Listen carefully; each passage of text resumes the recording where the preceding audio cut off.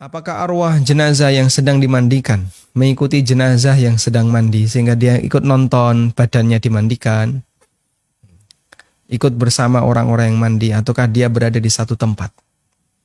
Jawabannya, ketika dia sudah dicabut oleh Allah Subhanahu wa taala arwah itu, maka arwah ini mengalami proses sebagaimana yang disebutkan dalam hadis Al-Barra bin Azib.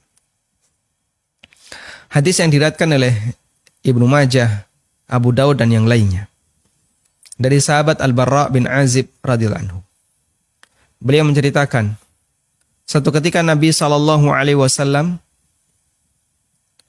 mengiringi seorang jenazah. Setelah sampai di makam, ternyata kuburannya belum siap. Lalu bagian penggali kuburan, dia memperbaiki kuburan itu.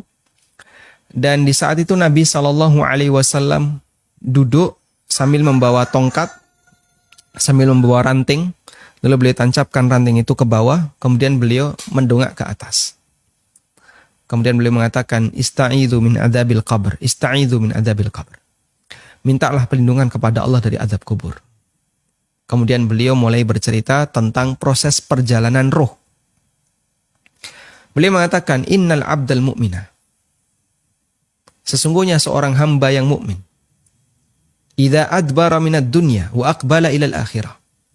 Apabila dia mau meninggalkan dunia dan sudah bersiap untuk menuju akhirat, maka datang malaikat dengan rupa yang sangat cerah, membawa kain dari kain pilihan, membawa minyak wangi, hanut dari surga, dan beberapa yang diceritakan dalam hadis itu.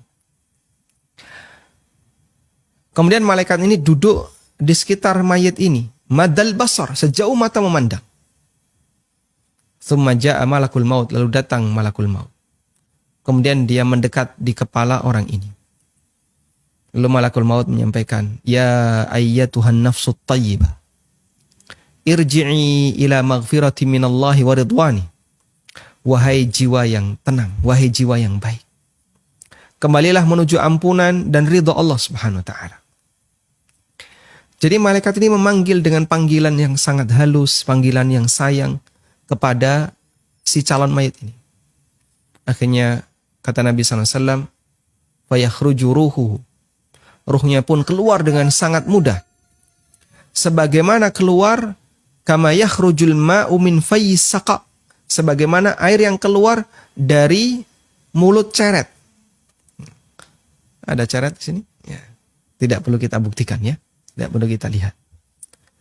Anda ketika punya teko, di sini ada gelas. Coba tuangkan, di sini ada airnya di tekonya. Anda tuangkan ke gelas tadi. Loh, kok nggak keluar Pak? Kenapa ini Pak? Oh, nyantol di dalam. Bukan nyantol Pak, kesumbat.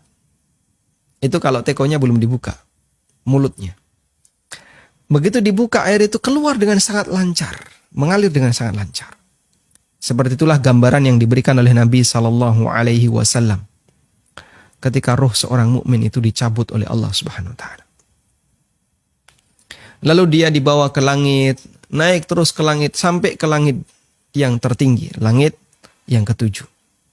Dan dalam proses naik ke langit itu ada proses dipuji oleh malaikat, ditanya ketika mencapai pintu langit dunia ditanya, siapa ini? Ini adalah fulan bin fulan. Nah, itu dapat izin, diizinkan naik dan begitu seterusnya.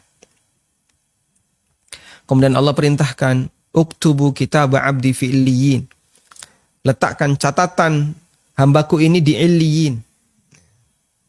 Kemudian Allah berfirman ini. Lalu dia dikembalikan dan di situ dalam hadis tersebut dinyatakan ya, kembalikan roh ini ke jasadnya, yaitu berada di kuburan. Ya. Lalu datang dua malaikat. Kemudian dia ditanya. Terjadilah pertanyaan kubur. Sehingga dalam proses dari sejak dia mati sampai dia dimakamkan, ruh itu mengalami kesibukan. Pak, berapa lama dia mengalami proses seperti itu? Wallahu a'lam, kita tidak tahu. Maka jangan dibayangkan roh itu gentayangan di mana-mana melihat suasana sekelilingnya. Ya. Kok ini yang layat sedikit ya? Kota infaknya pasti sedikit ini. Santunan jenazahnya, wah, cuman dikit. Karena dia melihat kanan kirinya kok nggak rame. Jangan dibayangin kayak gitu. Apalagi ketika dia dimandikan ikut hadir menyaksikan. Kita tidak punya dalil tentang itu.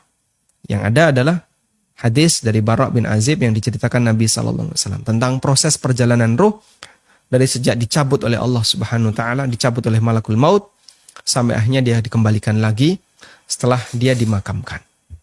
Wallahu a'lam.